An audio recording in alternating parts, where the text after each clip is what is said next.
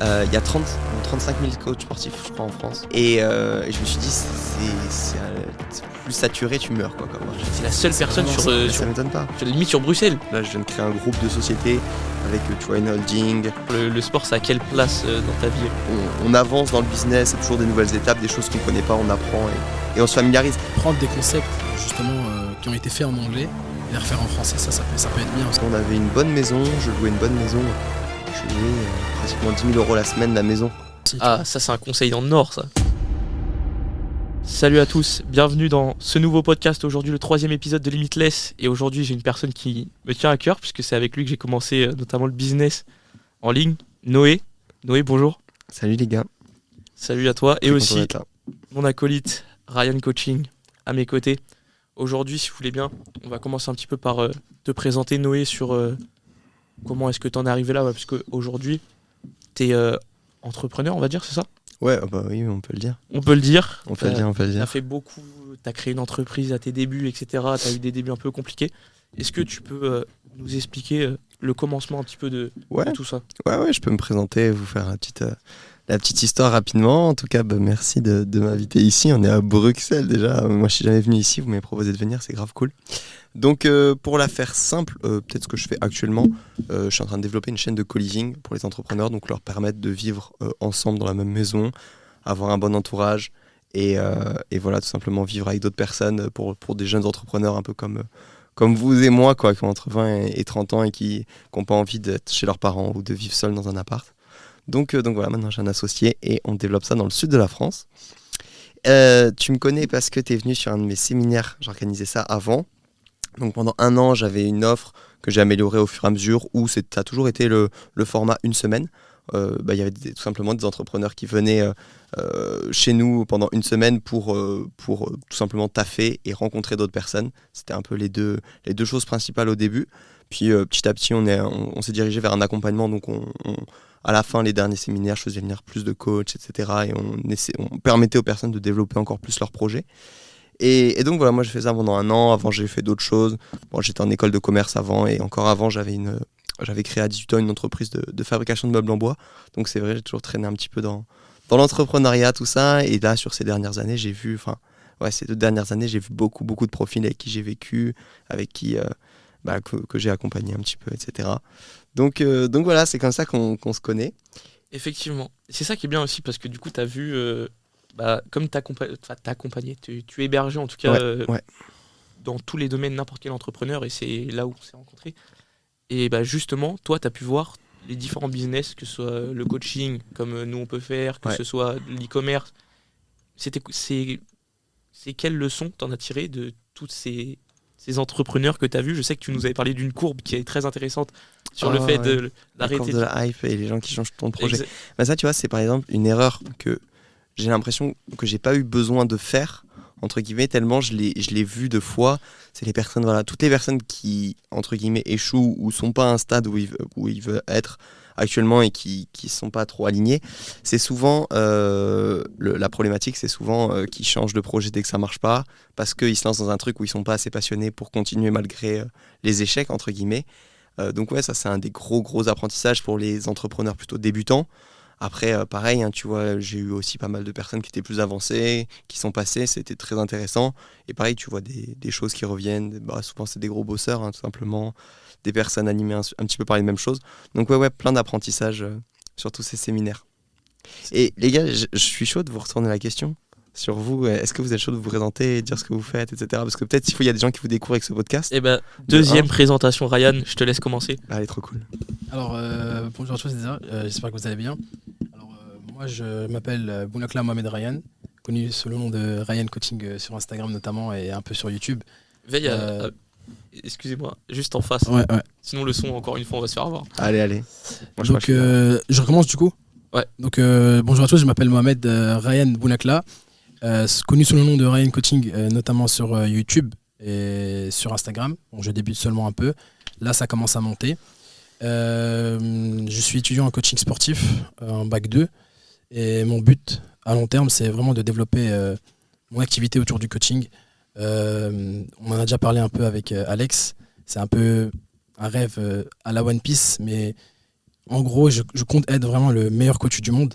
Bon, là, en pratique, ce sera plus par le fait de développer mon accompagnement et surtout mettre en pratique justement mon expérience et tout ce que j'ai pu acquérir, notamment à travers ces podcasts, à travers mes rencontres et aussi surtout à travers justement mes expériences personnelles.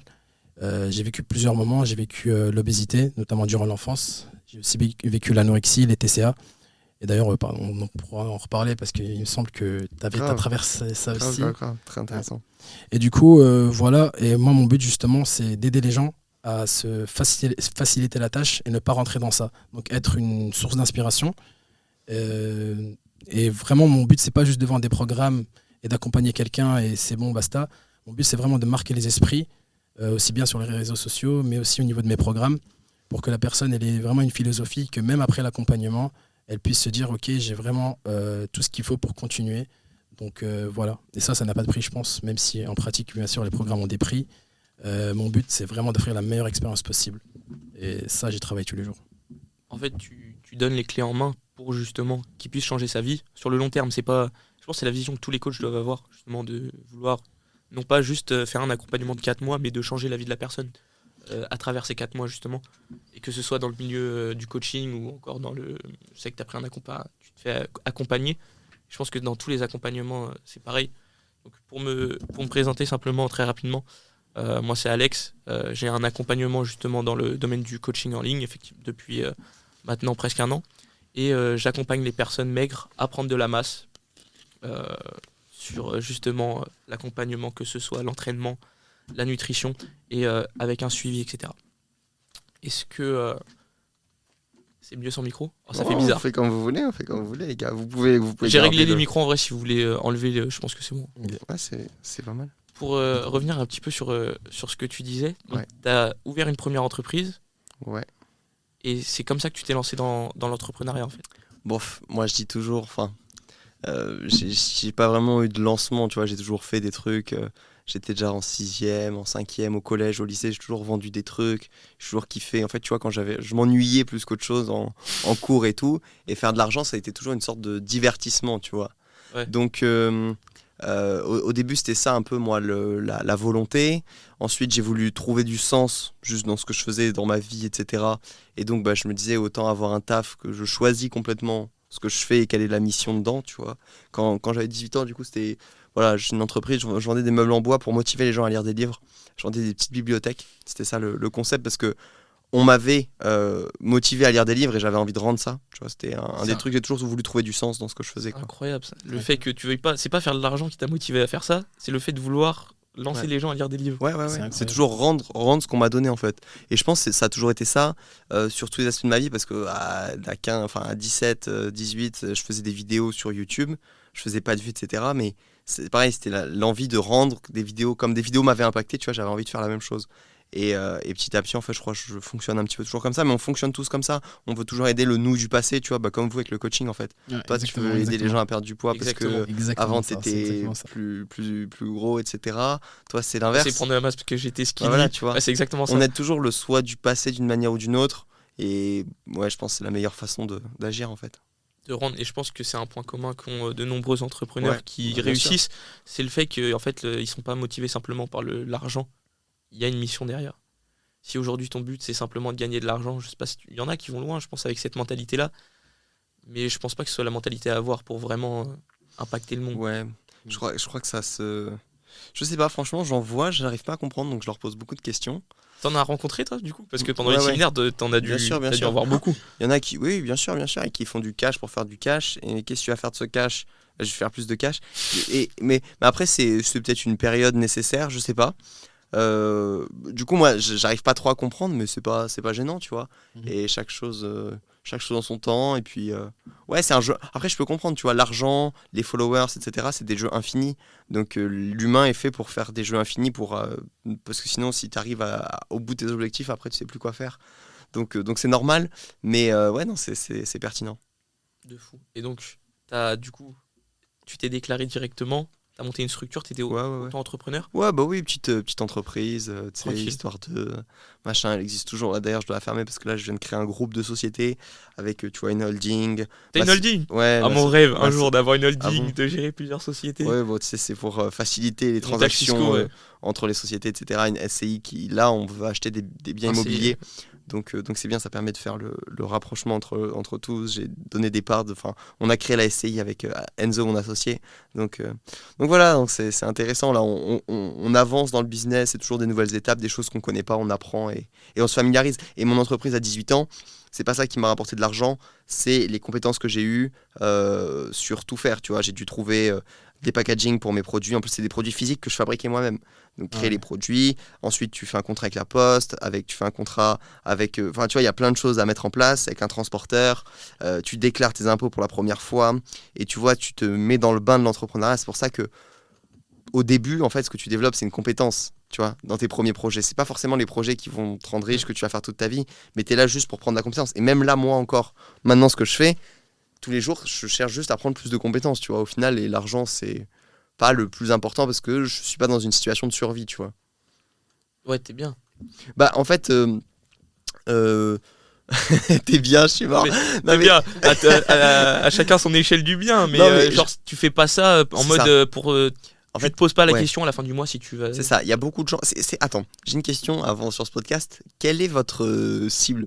Les personnes qui écoutent, c'est quoi? C'est des gens qui veulent plutôt dans le sport, plutôt qui veulent se lancer dans l'entrepreneuriat? C'est quoi un petit peu Ouais, votre vision? Je vous ai pas demandé avant, Je donc te laisse répondre si la vision qu'on a. après vous pouvez vous chercher encore et faire des podcasts pour vous mettre dans le bain et développer cette compétence de faire des podcasts, ce que je comprends aussi. Mais juste c'est comme ça, j'adapte un peu mes réponses et tout. Ok, donc la cible, tu veux dire dans notre offre ou plutôt Non, vraiment dans le des gens podcast? qui écouteraient, ouais. C'est quoi l'objectif de ce podcast? Qui on cible?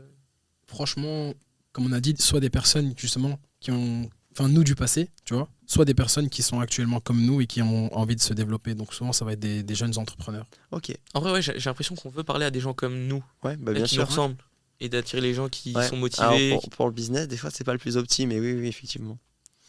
Je capte. Sur certains points. Bah, surtout comme nous quand on est jeune, etc. Parce que du coup, tu vas avoir une cible qui est comme toi, qui veut se lancer dans l'entrepreneuriat, qui a plein de rêves, tout ça, mais qui est un peu broke souvent, tu vois. Et du coup, non, mais c'est vrai. Et du coup, Ouais. attirer les gens comme soi, c'est pas des fois le meilleur truc, tu vois. Mais en Non. même temps, avec la création de contenu, c'est normal que tu attires des gens comme toi ou moins avancés que toi parce qu'ils veulent suivre ton parcours, tu vois. Donc c'est normal. Même tout à l'heure, tu me parlais d'ads. Et donc, j'ai vu avec des médias buyers, donc des gens qui gèrent justement les campagnes de publicité, Ouais. etc. Le fait rien que de mettre dans ta publicité, donc toi, bientôt, tu vas arriver à ce stade-là de mettre des publicités, etc. Rien que le fait de mettre une tête, par exemple, d'une personne de 40 ans C'est clair. ou d'une personne de 20 ans, et bah, en fonction du call to action, Ah oui, bien par exemple, sûr. cliquer sur le site, et bah, si le mec il voit que c'est un mec de 20 ans sur la publicité, il va se reconnaître et du coup, c'est plus des gens de 20 ans qui vont cliquer. Ah non, mais ça à 100%. Et si c'est un mec de 40 ans qui parle, tu sais, il y a des gens qui engagent des acteurs dans les pubs pour leur business. Et donc, c'est des gens de 40 ans parce que leur cible, c'est des gens de 40 ans. Et je trouvais ça incroyable. Bah ouais, c'est normal. Non, c'est évident. On attire les personnes. Ouais, Qui ce qu'on nous est, ressemblent. ouais, bien Et sûr. toi, du coup, c'est comment tu comptes justement cibler un public qui t'intéresse? Déjà, c'est quel public, du coup, toi, qui t'intéresserait Ouais. potentiellement plus? Moi actuellement, comment c'est tu- des jeunes de 20 à 35 ans qui sont pas mariés, qui ont lancé un projet, qui sont soit donc freelance, indépendants, entrepreneurs, tu vois, dans ce pack, qui génèrent voilà, un revenu. Là, j'attire un peu trop de personnes qui n'ont pas, qui ont pas assez de business, qui sont pas assez avancées. Ah, avancer. Ok. Et donc, en vrai, c'est pas problématique parce que techniquement, bah, en fait, si, c'est problématique quand même. Il y a un loyer à payer. Maintenant, l'offre que j'ai, c'est un loyer littéralement. C'est juste de l'immobilier, tu vois. Mais bon, pour que les personnes assurent le loyer, bah, c'est mieux qu'elles aient déjà un business. Et du coup, là, parce que je sais que moi, je fais de la création de contenu donc sur Instagram et YouTube. Et je sais que bah, j'ai une petite communauté qui est pas énorme, mais qui est quand même assez active. Ouais. Et où il y a pas mal de jeunes qui veulent se lancer, tout ça. Et du coup, bah, forcément, je vais faire peut-être d'autres produits pour cette catégorie de personnes, quoi. Est-ce que c'est secret encore ou tu peux nous dire c'est quoi ces produits? Alors, je vais vous expliquer d'ailleurs comment j'ai eu l'idée. J'ai parlé avec un coach sportif l'autre fois et Incroyable. je me suis dit, il y a 30 ou 35 000 coachs sportifs, je crois, en France. Et je me suis dit, c'est plus saturé, tu meurs quoi, comme marché. Ah, en ligne, tu parles? Coaching en ligne. Ah, c'est saturé de fou. Et donc du coup, moi je me suis dit, moi j'aime bien le business, j'aime bien me challenger, etc. Je me suis dit, si là je devais faire une offre de coaching sportif, qu'est-ce que je ferais? Et on était à table, tu vois, ou c'est peut-être lui qui m'a posé la question même, et j'ai commencé à réfléchir à ça. Et je me suis dit, je ferais quelque chose qui, alors avec mes, ça te fait un advantage, tu vois, genre avec mes compétences spécifiques que j'ai, donc qui serait créer du contenu et toucher beaucoup de gens, etc. Et je me dis, je ferais une offre que je pourrais donc délivrer facilement et vendre à beaucoup de personnes. Et moi, en plus, ce que j'aime pas trop faire, de moins en moins, c'est faire du closing, etc. Je trouve que c'est beaucoup de perte d'énergie. Et pour aller chercher des gros chiffres en tant que coach sportif, j'ai commencé à réfléchir. Et je me suis dit, tu sais ce que je pourrais faire, ça serait que de l'appel de groupe, tu vois. Comme ça, en fait, qu'il y ait 10 ou 100 personnes, c'est plus ou moins pareil. De toute façon, ils se plantent pas tous à chaque fois, etc. Faire vraiment du volume et faire de l'abonnement, tu vois. Je me suis dit, ça serait la strat. Comme ça, tu fais rentrer des gens gratuitement. Enfin, il y a 10 000 options. Hein. Quand tu fais du coaching, tu peux faire du high ticket, tu peux faire vraiment tout ce que tu veux. Mais je me dis, je ferais un truc système d'abonnement. Et d'un journée, je fais une petite séance de muscu justement après. Je me dis, mais wesh, pourquoi je fais pas ça pour le business? En plus, personne, j'ai l'impression, ne me propose ça. Donc là, c'est assez récent. Hein, ça date d'il y a une semaine ou quoi. Je pense que je vais faire une offre sous forme d'abonnement tous les mois, où tu as 2 appels de groupe par semaine, où je résous tes problématiques assez rapidement, donc je vais quand même limiter le nombre de personnes qui viennent dans l'accompagnement. Et puis tous les mois, ça peut être sympa, les gens se motivent entre eux, les gens viennent chercher de l'entourage, etc. C'est aussi ma cible, beaucoup là-dedans, tu vois. C'est ce que je vends après en physique, en fait. Les gens viennent chercher un entourage dans une maison, on peut leur vendre un entourage à distance pour commencer, tu vois. C'est l'étape un peu d'avant, c'est pour faire l'escalier de valeur un petit peu. Et donc ouais, c'est ça l'idée. Donc là, oui, petit exclu, mais voilà, moi quand j'ai une idée business, je la mets en place assez rapidement pour voir, tester le marché rapidement, voir ce que ça peut donner. Donc, c'est un peu une sorte de préqualification. Tu traites un peu les gens. Ouais. Si déjà le mec est dans le groupe, tu sais qu'il est motivé. Si en Ouais. plus il interagit, tu peux te dire tiens, celui-là, je peux le prendre en closing ou je sais pas comment tu Ouais. Après, si je veux proposer une offre one-one, mais bon, là, c'est pas trop l'objectif, accompagnement business ou quoi, ça. C'est ce que j'avais un peu fait là, j'ai même fait des closings et j'ai remboursé les mecs parce qu'en fait, je me suis rendu compte que j'avais d'autres priorités, que moi T'as j'ai. closé sur quoi? Sur accompagnement business, 3 mois, tu vois. Ah, tu t'es dit, je vais accompagner pendant 3 mois. Ouais, des en mecs. fait, c'est des gens qui sont venus me demander, tu vois, plusieurs fois, et là, j'accompagne 2-3 personnes, dont un avec qui ça se passe bien, qui vend de la formation pour les gens qui sont en prépa maths, tu vois. Donc ça, c'est grave cool, super intéressant, mais par contre, il y a des gens moins qualifiés qui sont venus me voir, que j'ai close, tu vois, etc. Mais au final, j'ai eu l'habitude après, parce que sur les séminaires, en fait, si tu veux, il y a beaucoup de gens qui sont venus et qui savaient pas trop quoi faire comme business. Et donc, j'ai développé un truc un peu de questiologie, si tu veux, où je pose beaucoup de questions, je discute avec la personne pour l'aider à trouver sa voie, entre guillemets. Son business aligné. Son business aligné, Big up à Yann Joubert. comme dirait Monsieur Joubert. Et donc ça, je l'ai un peu fait, et là, j'avais vendu ça, mais au final, c'est pas ce qui m'intéresse. Je sais qu'il y a plein d'opportunités. Plus tu avances dans le business, plus tu vois des opportunités partout, plus tu peux faire de choses. Mais au bout d'un moment, faut se focus. Moi, j'ai 3000 idées, je pars dans tous les sens. Mais voilà, j'essaye de rester un peu focus. Donc, mais l'idée là du truc de groupe, à voir si ça naît courant octobre ou novembre 2024. Et du coup, attends, tu comptes faire du coaching en fait? Une sorte de coaching avec du coaching de groupe. Le mec il vient avec sa problématique. Ah bah en ce moment j'ai plein d'appels mais je close rien. Bon bah voilà, tu vois, prochain call, prochain appel de groupe, on peut peut-être analyser un de tes appels. Comme ça tout le monde prend de la valeur.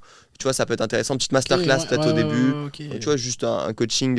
Au lieu de faire du one-one, tu fais ça en groupe. Il y a un mec, il a un problème. Bah, bam, tu donnes une petite solution. T'analyses un réel, t'analyses une ads, t'analyses un script de setting, tu vois, et en fait, aider une personne peut aider tout le monde si t'as un peu les mêmes profils. Donc ouais, peut-être nouvelle offre d'ici quelques temps, ça peut être pas mal. C'est une bonne vision, mais je sais plus ce que je voulais dire sur le fait que tu prennes des gens en groupe. C'est un peu un better call house, non? Mais en mode en groupe. Ouais, exactement, petit consulting. Bah moi, ça m'arrive de vendre, j'avais mis ça en place, petit consulting, tu sais, dans ma bio, tu chopes un appel, etc. Il y a déjà des gens qui ont J'ai une anecdote sur ça. Ah, vas-y, raconte. C'est drôle quand même parce que je suis allé regarder ton compte du coup, parce que ça faisait longtemps que s'était pas parlé sur Insta. Ouais. Et donc je vais checker ton compte. Donc je vais dans ta bio, je crois que t'as un truc où t'as plusieurs liens. Ouais. Et là, je vois un lien où on peut prendre un appel Calendly. Ah, du coup, je me suis dit, alors c'est pour rediriger où? Est-ce que c'est un appel de closing? Et du coup, je vois. C'est 125 € l'appel. Ah, du coup, je me suis dit, tu vends des consultings à 125 €. Je me suis dit, pour la blague, j'ai trop envie d'en prendre un. Ce serait tellement drôle qu'on se retrouve. Bah non, mais en vrai, tu vois, quelqu'un qui a une problématique. Moi, en fait, le consulting m'a aidé plusieurs fois. Tu vois, j'ai pris plusieurs appels comme ça avec des mecs plus avancés, etc. Et en fait, avant, j'étais plus. Je préférais le consulting que le coaching parce que j'étais en mode, j'ai une problématique bien précise. je viens sur un appel de 30 minutes, 1 heure, avec un mec qui a des compétences que moi je n'ai pas, ou du moins que j'ai moins. Je lui demande son avis, il me dit ce qu'il en pense. J'en ai pris encore il y a une semaine avec Dali, tu vois, qui fait Alors de la que c'est création de ton contenu. pote. C'est mon pote, c'est moi qui lui ai envoyé un message pour lui dire est-ce que tu serais chaud de me faire un petit consulting? J'aimerais une nouvelle stratégie Insta. Est-ce que tu serais chaud? Donc, moi je paye comme ça, je suis plus impliqué pendant l'appel. Les gens comme ça, mais Bah oui. que Dieu Non, te, mais- te remercie. non, C'est mais- les gens qui non, savent mais bien qu'il faut sûr. investir sur Bah eux-mêmes oui, non, mais pour bien sûr, progresser. on est bien d'accord. Donc bon, bref, et donc oui, ça m'est déjà arrivé des mecs qui réservent un appel, ils viennent avec une problématique, je leur dis ce que j'en pense, et puis voilà, et puis tu vois, des gens qui veulent faire des séminaires, par exemple, ouais, j'en ai fait 17 en un an, je commence à avoir un peu d'expérience, pour de la création de contenu, pour ceci, cela. Tu vois, j'ai pas énormément d'abonnés, mais j'ai quand même vendu pas mal de plages, j'ai quand même, avec cette communauté, je l'ai bien monétisé, entre guillemets. Voilà, un mec qui est intéressé et qui veut me poser des questions, il peut, tu vois. C'est laisser l'opportunité aux gens plus qu'autre chose, quoi, tu vois, c'est tout. Est-ce qu'on peut parler chiffres maintenant? On va faire les Ouais. vues de cette vidéo maintenant. Combien, avec par exemple les séminaires, t'as généré de chiffre d'affaires globalement? Parce que t'as plein de business. Est-ce que t'as une Ouais. idée Alors, c'est pas terrible, ma comptabilité jusqu'à maintenant, là j'ai trois structures, 3 sociétés, c'est Oh. très carré, il y a une comptabilité. Vive la France. Tout va bien, ouais, bon, c'est un peu le bourbier, mais tout va bien. Avant, je t'avoue que j'ai pas grand chose en tête, etc. Voilà, bon, à savoir, je vendais des semaines de séminaire. Au début, c'était 1 000 euros, je crois. Ouais, moi j'ai. 1 000 euros. C'était avant, t'avais fait moins. Non. Ok, J'avais commencé c'était à 1 000 1000 euros une d'office. semaine, dans une bonne maison, nourriture compris, donc tu as des charges, bon entourage, etc. Je pense que ça valait bien ça. Puis au bout d'un moment, je me suis dit, ah ouais, on commençait à amener de plus en plus de valeur. J'étais en mode, ouais, on peut monter un peu le truc. Donc après, j'ai tranquillement monté les prix. Et puis à la fin, ouais, je prenais plus de personnes, 10-15 personnes. Je vendais plus cher. Donc ouais, ça faisait C'était cool. Après, voilà, il y a beaucoup, enfin, c'est du bon chiffre d'affaires. Après, voilà, tu as des charges. Bon, voilà quoi. C'est comparé à une marque e-commerce, tu faisais une bonne marge, genre? En fait, c'est marrant parce que tu fais une semaine, tu vois, si par exemple tu as 10 personnes. Avec la bouffe et tout. Ouais, bon, c'est pas le plus Ouais, cher. encore, ouais. C'est peut-être quelques intervenants, tu vois, si tu prends des bons coachs, etc. Et monter entre guillemets, c'est ouais, une personne de plus en fait qui vient, c'est que de la marge en plus pratiquement, tu vois. T'as la maison, t'as amorti la maison, t'as amorti la nourriture, t'as amorti les intervenants. Après, chaque personne en plus, c'est de la marge. Donc, j'avais pas une marge précise en mode je marge à 60%. Ouais, t'étais pas. Mais c'était large du x2, même beaucoup plus du x3, je dirais, tu vois, sur une semaine où tu fais, je sais pas, 30 ou 30 000, il y a 10 000 euros de frais, quoi, c'est tout. T'étais pas à cheval sur le Excel en train de calculer chaque Non. centime qui tombe. Faut Non, que je non, fasse non. rentrer une personne en plus, il va dormir par terre, mais Non, c'est non, pas non. grave. Non, à la fin, c'était une bonne presta parce qu'on avait une bonne maison, je louais une bonne maison. Je louais pratiquement 10 000 euros la semaine la maison, tu vois. Donc tu pouvais mettre pas mal de gens dedans. Attends, tu payais aux propriétaires 10 000 euros la semaine? Ouais, pratiquement. Mais parce que moi je discutais juste avant de venir avec Ryan justement du prix des villas. Moi gros je pensais que c'était 5K, 6K au mois. Non, moi je disais que c'était impossible, c'était trop Ah cher. non. C'est beaucoup plus cher. Fallait la maison. investir. C'est beaucoup plus cher. Donc ouais, il y a... Ah ouais, j'avais pas la vision, Ouais, non. la bonne vision. Et puis non, mais là, c'était une très bonne maison, etc. Bon, enfin, voilà, c'était une très bonne expérience. Ah, ce franchement, la maison en elle-même incroyable. Ouais. Piscine, business. Ouais, une vraie villa. celle où t'étais venu, ouais, c'était Ouais, cool. elle était C'était pas mal. cool. C'était pas trop mon style.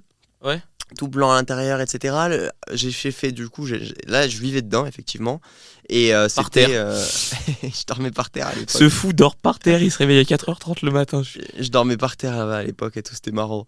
Et donc, ouais, là, on était resté 4-5 mois dans celle-là. Puis après, j'avais une maison où juste je louais une semaine. On faisait le séminaire. J'arrêtais, je rentrais chez moi. J'y retournais juste pour la semaine de séminaire. Et c'était comme ça, après. Ah, je savais pas ça. Si. Ah, moi je pensais que tu vivais tout le temps dans les Non, maisons. non, Ça veut non, dire, c'était une au bout d'un maison. moment, tu coupes, tu te dis, parce que Ouais, la mais- maison, tu te dis au bout d'un moment, c'est le travail. Du coup, t'associes la Ouais, maison grave, au travail, grave, non? grave, trop relié les deux. Ok. Parce que du coup, t'es même plus chez toi, quoi. Ouais. Mais Donc, par voilà. contre, ça te donne accès à des belles maisons. C'est clair. Et puis là, avec l'activité de co-living, c'est un peu pareil. Tu vois, on loue des beaux biens. Et ensuite, on loue à la chambre pour chaque entrepreneur qui veut vivre dedans. Donc. Quand est-ce que t'as switch justement du fait de te dire, ok, je vais peut-être arrêter Mhm. ces semaines-là et je vais passer au co-living? Donc j'ai trouvé la maison pour faire les séminaires pas loin de Nîmes. Et donc mes parents habitent vers Perpignan. Donc tu vois, c'est à 2 heures dans le sud de la France. J'avais pas envie particulièrement de rentrer chez mes parents. Ça faisait plusieurs mois que je vivais dans une belle maison avec des potes entrepreneurs et tout, c'est cool. Donc je me dis, je cherche une autre maison à côté de Nîmes. Je trouve une maison dans les vignes et tout, vieux mas, je kiffe, tu vois. 8 chambres, Donc je loue les autres chambres et c'est là que l'activité en fait commence sans que je fasse trop exprès. Et je me dis, mais en fait, ça c'est cool, ça pourrait, et ça, je m'en vais, je pars en vacances, etc. Ça marche même quand je suis pas là. Donc je me dis, bah en fait, je peux juste trouver d'autres maisons comme ça et on loue à la chambre à chaque entrepreneur qui veut vivre. Il a accès à la piscine, il a accès au coworking, il a accès à la cuisine, tous les espaces communs et il a sa chambre. Donc voilà, là c'est plus ça la vision. C'est une grande coloc entre c'est ça, c'est une coloc. On n'utilise pas trop ce mot parce que ça fait un peu étudiant et ça renvoie pas à une image entre guillemets. Voilà. Donc ouais, on dit co-living, mais c'est clairement une coloc. Genre, c'est clairement ça. Même en vrai, les meilleures idées de business, c'est genre tu les trouves sur les toilettes ou même tu fais pas exprès. Ouais, bah oui, je pense. Les meilleurs business déjà, c'est quand on te le demande. Tu vois, quand on te demande quelque chose, c'est bon signe. Quand on t'envoie des messages pour te demander est-ce que tu peux m'aider à faire ça. Tu vois. Ah ouais. Ok, tu prends en compte cette demande puisque... Bah ouais, bien sûr. Ouais. Il y a beaucoup de business qui sont nés comme ça, surtout avec des gens qui font de la création de contenu, qui parlent d'un sujet, etc. Quand on commence à te demander du coaching, c'est très bon signe, tu vois, par exemple. Je vois. Tu vois ce que je veux dire? Bah, tu te rappelles de Antonin?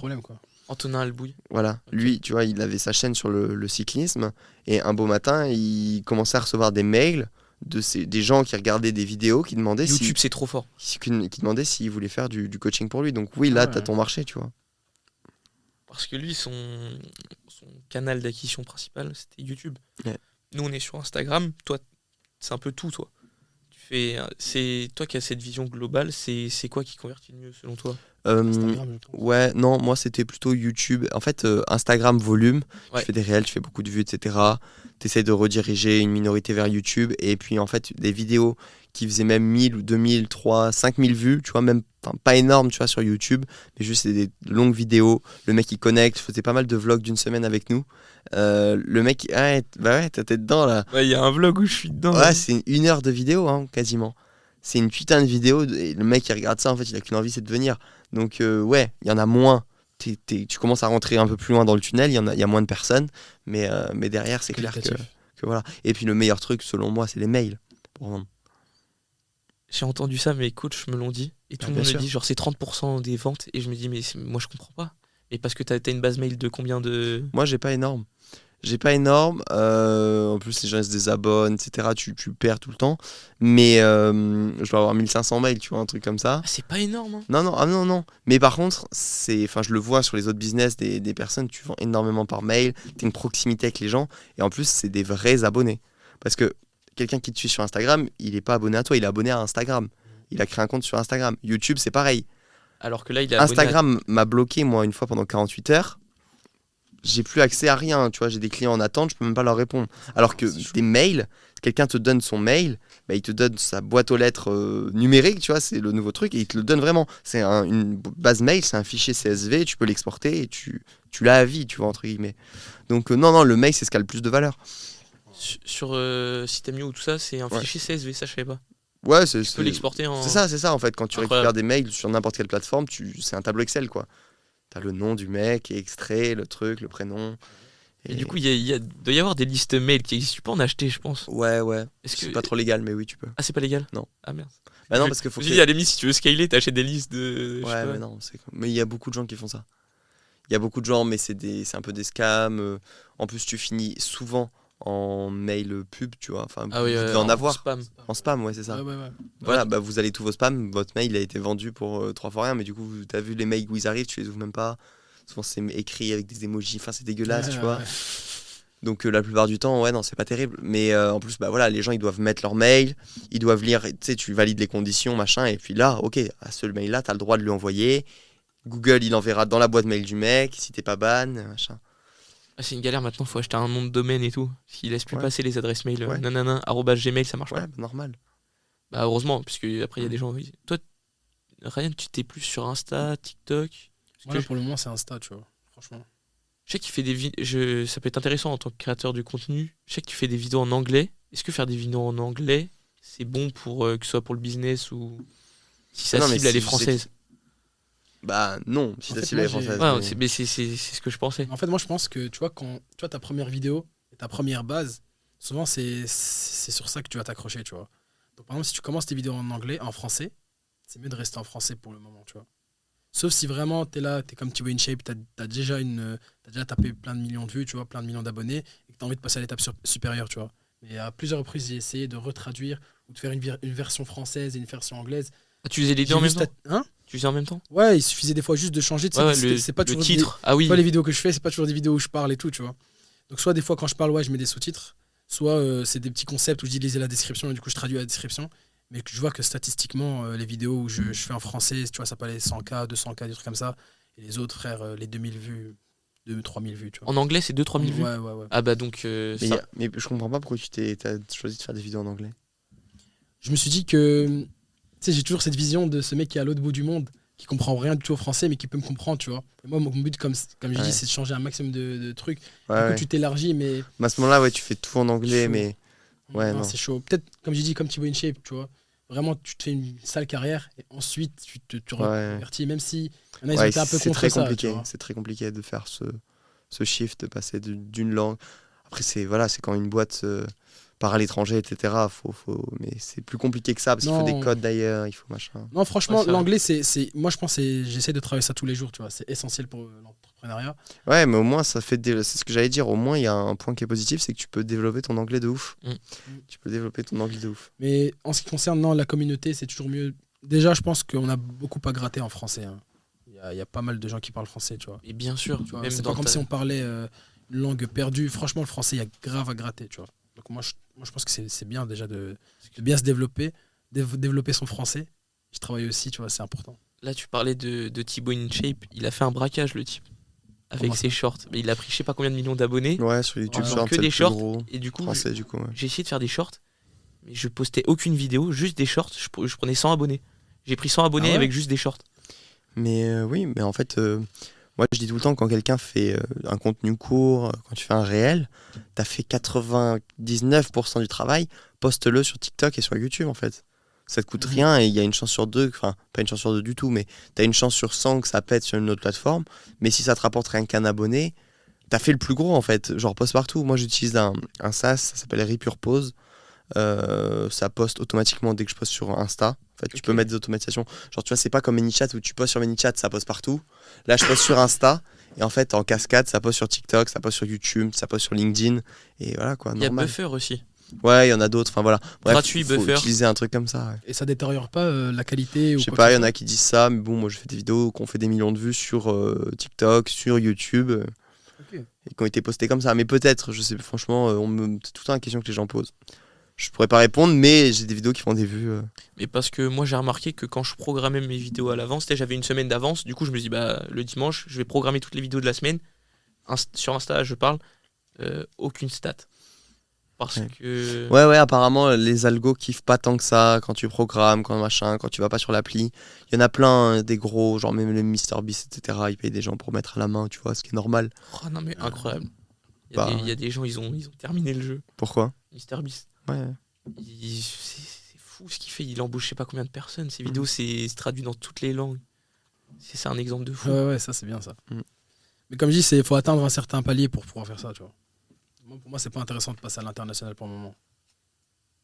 Bah oui, tu te cibles sur une niche bien précise et après t'arrives justement où t'en es. En plus, ce qu'il y a aussi, c'est que des fois tu peux, pas vraiment plagiat, tu vois, et prendre des concepts justement qui ont été faits en anglais et les refaire en français, ça peut être bien aussi. Ah, ça c'est un conseil en or, ça. De prendre des concepts anglais ou moi, je l'ai fait, justement, américains et de les refaire en français. Ouais, c'est ce que j'ai fait entre autres, tu vois. C'est pas vraiment mon concept, mais moi en gros c'était... En fait, la création de contenu, moi j'ai remarqué, les gens aujourd'hui, sans être méchants, tu vois, ils sont un peu... pas cons, tu vois, mais ils aiment la facilité, tu vois. Du coup, il faut un peu s'adapter. Moi, je me dis que, tu vois, même quand j'étais petit, tu vois, j'ai toujours eu cette vision de vouloir être prof et tout, tu vois, d'enseigner quelque chose. Je suis vraiment passionné du fait d'enseigner quelque chose et je pense que peu importe ce que tu as envie d'enseigner, vraiment n'importe quoi, des maths, du dessin, tu peux le faire enseigner à n'importe qui, tu vois.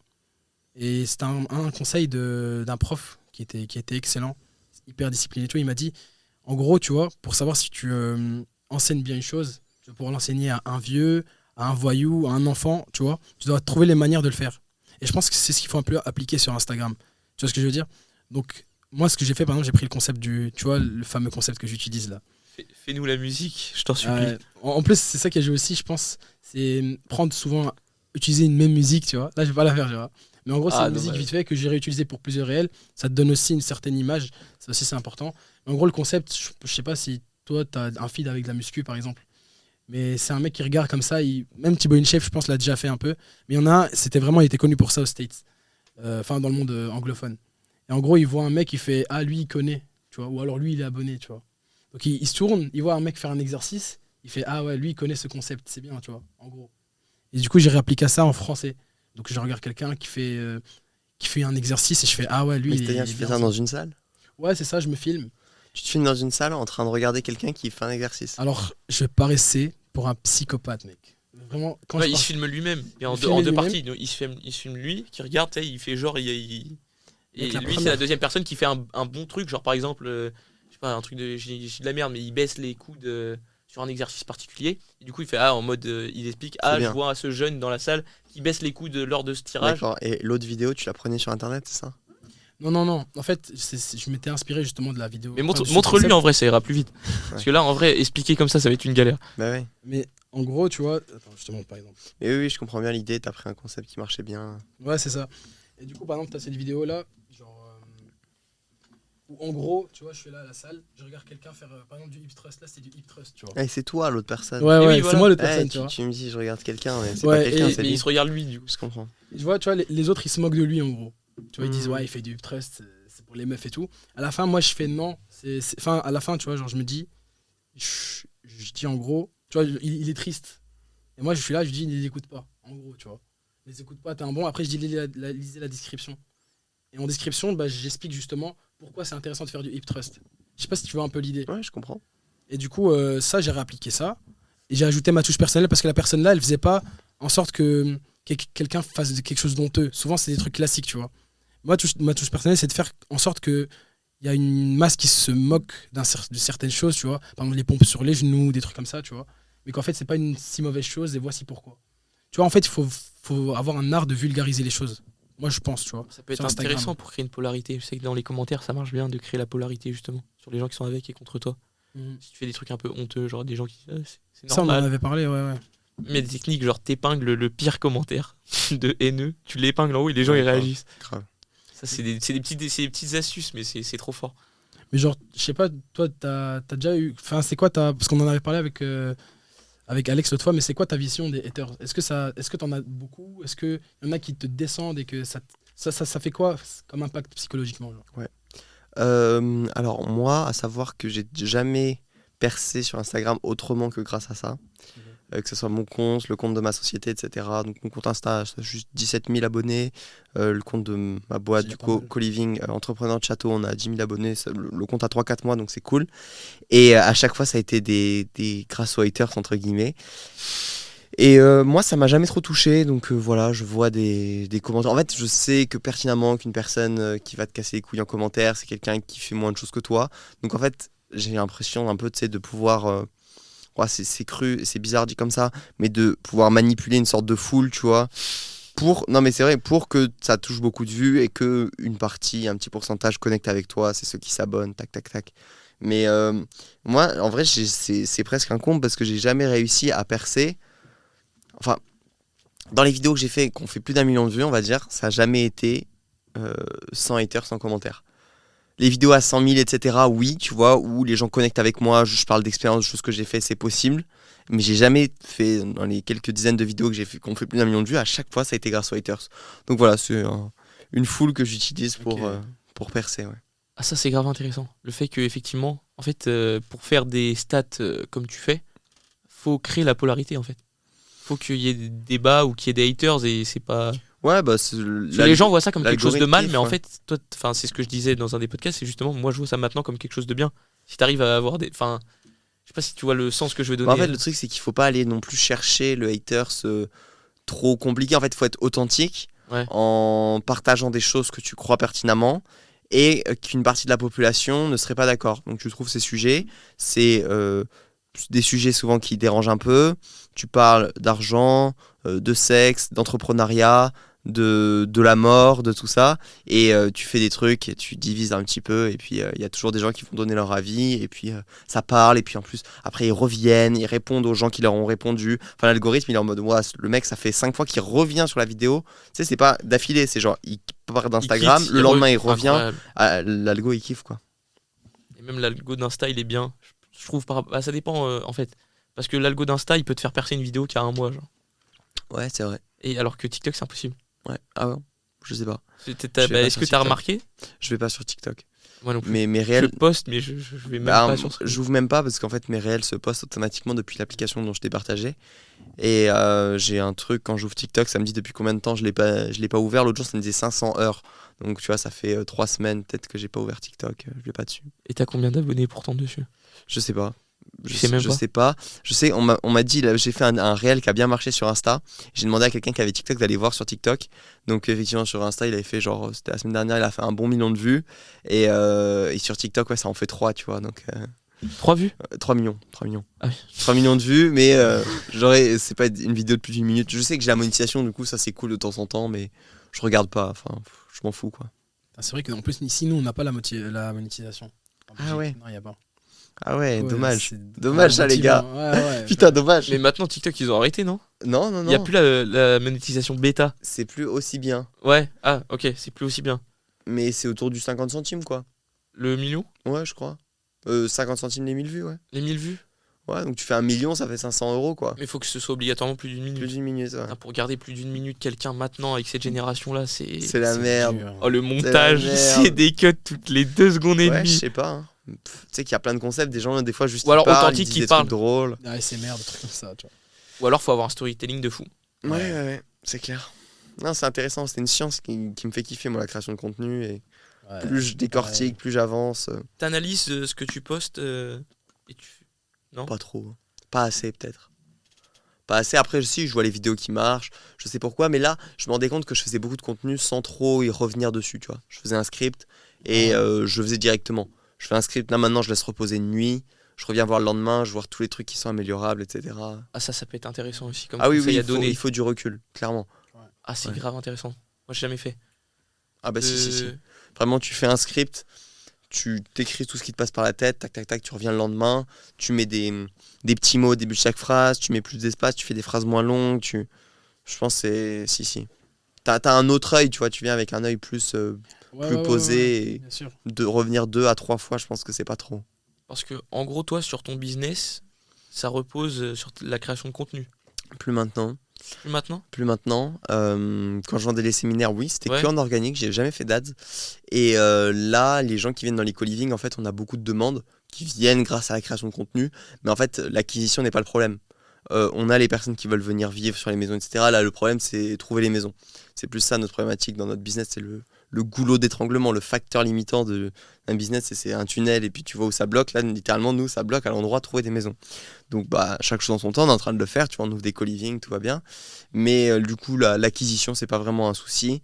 Et voilà, tout simplement. Ouais, donc maintenant, en fait, grâce en amont à ton travail. Oui, voilà, c'est ça. Et puis, je pense aussi, parce que le monde de l'entrepreneuriat, toi, c'est dans le sud, peut-être plutôt. Mais je sais que tu avais fait une soirée justement où tu avais organisé avec plein d'entrepreneurs. Ouais. Et en fait, les gens se connaissent, c'est bouche à oreille et petit à petit. Ouais, c'est ça. Et en fait maintenant, il y a limite du bouche à oreille. Ouais. Mais en fait, c'est la meilleure acquisition, hein, le bouche à oreille. Parmi les 4 manières d'acquérir des clients. Cite-les-nous. Settings, tu vas vers les gens, plus ou moins à chaud ou à froid, soit les gens ils te suivent, soit ils te suivent pas, soit tu les appelles, etc.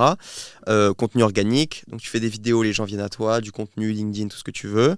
Ads, tu fais aussi du contenu, mais tu payes pour qu'une plateforme le mette en avant, et voilà. Et 4e truc, bouche à oreille. Et en fait, si tu as n'importe lequel, en vrai, sans bouche à oreille, ça marche pas vraiment, tu vois. Réfléchis, par exemple, tu vois, pour... Et en fait, c'est le plus puissant, le bouche à oreille. Supposons, tu vois, pour un restaurant, tu peux voir une vidéo de eux passer. Bon, pourquoi pas. Tu peux voir une ads du restaurant. T'es dans la rue, il y a une pub sur un drapeau qui défile. T'es en mode... burger, quoi. Voilà, pourquoi pas. Ensuite, settings, ils peuvent venir dans la rue avec un prospectus pour t'offrir 10% et t'inviter au restaurant, pourquoi pas. Mais par contre, si tes meilleurs potes t'ont dit que c'est le meilleur resto où ils ont mangé de toute leur vie, là t'y vas. Et en fait, si de base, t'as du bouche à oreille sur un produit et que tu combines ça avec un autre élément, par exemple, tu vois un réel du resto, tu es en mode ah bah tiens, ces gens-là m'ont dit d'aller dans ce resto. Et c'est là que bouche à oreille combiné à d'autres trucs, tu passes à l'action. Tu vois ce que je veux dire? Mais le bouche à oreille, je pense, c'est le plus important. Et c'est pour ça que c'est dur les débuts. Parce qu'au début, t'as pas de machin. Donc c'est pour ça qu'au début, il faut travailler. Enfin, si tu fais de la prestation de service, c'est bien de travailler gratuitement, d'avoir des choses comme ça. Surtout en ligne, parce que là, du coup, si on ramène un petit peu à ce qu'on fait, enfin au coaching, le bouche à oreille sur le coaching, c'est quasi impossible. Ou alors, c'est des gens que tu as déjà accompagnés, clients satisfaits, qui bien ont. sûr. Ok, ouais, parce que. Ouais, c'est vrai. Non, je sais pas, je me suis mis une barrière mentale encore. Non, mais il a totalement raison. Même moi, je faisais du coaching en salle. J'ai commencé aussi avec du coaching en salle. T'as commencé avec le présentiel au début. Ouais, j'ai commencé avec du présentiel. Au début, c'était un ami, puis c'est l'ami d'un ami, et puis. Ouais. Voilà. Et t'as réussi à avoir cet effet justement de bouche à oreille? Ouais, clairement. Bah Là, le plus gros souci, c'est encore une fois pas une souci de ramener de la clientèle, mais une souci de gestion, tu vois. Genre, je suis pas encore diplômé pour travailler dans une salle. Et c'est aussi une question, je me suis remis en question, je me suis dit, est-ce que c'est vraiment intéressant de continuer en présentiel pour le moment? J'aime ça, j'y réfléchis, mais qu'on se le dise, aujourd'hui, la plupart des coachs, c'est en ligne, tu vois. C'est ce qu'il y a de plus intéressant. Moi, en fait, je trouve que si tu as la demande et la possibilité déjà de vendre et de prendre encore plus d'expérience justement en coach en salle, bon après, il faut un diplôme pour coacher effectivement là-bas, mais je pense que selon toi, c'est vraiment pertinent, tu vois. De le pousser le plus possible, d'avoir des bons avis clients, des bonnes transformations, des gens que tu as accompagnés pendant 6 mois, 1 an en coaching sportif, c'est ça. Hein. C'est ton physique et le physique de tes clients qui vend. C'est exactement donc, ça. ouais, moi, après, il faut ce diplôme-là. Et sinon, je mettrais les efforts dessus, en vrai. Parce que toi, en tant qu'entrepreneur, c'est la question que je t'ai posée tout à l'heure, le sport, ça a quelle place dans ta vie genre? Parce que je sais que tu as une vision de la muscu un peu particulière. Tu avais été s'entraîner. Ah ouais. Alors je me rappelle plus quand j'y étais avec toi, mais j'étais en plein changement sûrement. En fait, moi pendant 2 ans, j'ai fait beaucoup de muscu. 17, 18, 19 ans, disons. J'ai kiffé ça. J'allais à la salle énormément, etc. Et je pense que c'est parce qu'il n'y avait pas, en réalité, avec du recul, c'est parce qu'il n'y avait pas énormément de choses qui me drivaient. Alors j'avais mes projets, etc. Mais c'était presque dans toutes mes choses que j'avais à faire dans mes journées, mon truc préféré. Et en fait, maintenant, le business, c'est devenu 1000 fois plus intéressant. Il y a plein de choses qui sont devenues plus intéressantes. Donc, j'ai arrêté la salle parce que ça me passionnait plus, pas tant que ça. J'avais plus envie. Enfin, j'arrivais au bout d'un cycle, 2 ans, et j'avais fait le tour, j'avais kiffé. Et puis là, c'était moins mon intérêt. Donc, j'ai fait d'autres sports, course à pied, vélo, etc. Un peu d'autres choses. Je m'entraînais chez moi. Et là, maintenant, je vois vraiment le sport comme un outil pour performer en business. Donc en fait, c'est pas du tout ce que je vais faire le matin quand je me réveille. Je vais travailler sur les tâches les plus importantes et c'est plutôt à 17, 18 heures, fin de journée, pour décompresser de mes journées et pour être plus en forme le lendemain, parce que voilà, ça faut activer son corps, etc. Tu vois, et je kiffe faire ça, mais c'est pour avoir limite plus de focus sur le reste de ma journée, c'est pour décompresser de ma journée, et je m'en fous du sport que je fais, je vais courir, je vais faire du vélo, je vais faire un peu de muscu, je vais n'importe, tu vois, même aller marcher, et je le vois vraiment au service de ce qui m'intéresse le plus, et qui est actuellement le business et l'entrepreneuriat, quoi. Est-ce que tu as un œil sur les stats, genre quand tu cours, tu te dis... non, parce que là, je m'en fous. Tu me dis c'est le plaisir, mais est-ce que tu te dis si je cours à 7 minutes le kilomètre, ça me fait chier genre. Non. Non, peu importe, c'est juste le fait de faire du sport, peu importe le sport. Ouais, c'est ça, c'est vraiment l'outil. D'aller faire du canoë à 17h, c'est go. Ouais, mais totalement. C'est l'outil pour que je sois en meilleure santé mentale, en fait. Limite, tu vois, pour être dans des bonnes conditions, pour quand je suis en train de taffer, je sois plus performant. C'est une forme d'exutoire. Ouais, l'exutoire, je sais pas s'il y a une connotation négative ou pas. Non, un exutoire, c'est quelque chose que tu fais pour... je sais pas si t'accumules du stress ou tout, te dépenser. Mais j'ai l'impression que c'est exutoire, c'est raison. un peu... Je me sens pas bien dans mon taf. Et du coup, mauvaise session. Ouais, je sais pas. Mais en gros, l'idée, c'est ça. C'est un moment de décompression dans la journée qui fait du bien à mon corps physique. Parce que toi, à un moment, t'étais full muscu, c'est ça? Ouais, pendant 2 ans, vraiment, à balle, je faisais que ça. J'allais 6 fois semaine, etc. Au Basic Fit à Toulouse, j'étais étudiant, j'allais le matin et tout. Et je kiffais, tu vois. À cette époque-là, quand je le faisais, je kiffais le processus, etc. Ça m'a permis de prendre du muscle parce que j'étais vraiment très, très fin quand j'étais plus petit. Et donc ouais, mais ça fait partie du process, quoi. Est-ce que tu étais là carrément à compter tes calories, tout ça, ou t'étais ouais. Tu faisais ça, t'étais vraiment go muscu à fond, quoi. Ouais, à 200%. Ouais. Et c'est donc toi, t'es parti de skinny. Ouais, mec, je faisais genre 55 kilos à l'époque, à 16-17 ans. J'ai des photos de moi, gros. Là, un coach sportif, il se régalerait, gros. S'il me dit qu'il m'a suivi, mec, tu vois, le cellophane, gros, il était fin, des petits bras, mec, les pecs, ils étaient à l'envers et tout, genre, ils étaient creusés, gros, j'étais maigre. Les pecs à l'envers, j'avais jamais entendu ça. Je te jure, gros, c'était abusé. C'était des chips. Donc, mais ouais, je crois, il me semble que j'avais vu ta vidéo où tu expliquais un peu ton parcours, etc. Ouais. C'est vrai que ça me rappelle un peu, on a traversé un peu la même chose, les TCA. Ouais. Donc déjà, pas tout le monde a vu, donc est-ce que tu peux en parler un peu? Alors ça a été justement quand... voilà, le moment où j'ai pris du poids, j'étais content de le prendre. Et pendant 2 ans, j'ai pratiquement pris 1 kilo par mois. Donc j'ai pris 20 à 25 kilos en fait en 2 ans, tu vois. Donc passer de 55 à 80 à peu près. Là maintenant, je dois faire 83, 82, je sais pas. En fait, je me pèse pas, mais je pense à peu près, tu vois. T'as perdu depuis qu'on s'est vu, non? Je sais pas. Non. Possible. J'ai l'impression. Ah ouais, possible. Bon. Et donc, au bout d'un moment, en fait, j'avais habitué mon corps à beaucoup manger. Et j'ai senti parfois la perte de contrôle de nourriture. Alors, moi, j'ai jamais été trop sucré, etc. Souvent, les TCA, c'est des fois avec du sucre, des trucs pas trop bons pour la santé, entre guillemets, en excès. Moi, ça pouvait être sur des trucs plus banals, tu vois, genre le riz, les pâtes, les légumes, etc. Juste commencer à manger. Je vivais aussi dans un appart où cuisine, appartement, c'était la même chose. Du coup, tu sais, tu fais pas trop la différence. Tu te mets à manger et je sentais par moments que j'arrivais pas vraiment à m'arrêter de manger, tu vois. Et ouais, on peut mettre du mot TCA là-dessus, je pense, parce que ça me mettait pas bien. J'avais aussi, je compensais certaines fois, donc c'est clairement ça, tu vois. Je voulais aller courir très longtemps, etc. pour en gros éliminer les calories que j'avais mangées. Enfin, tu sais, je rentre dans une boucle qui m'allait pas du tout.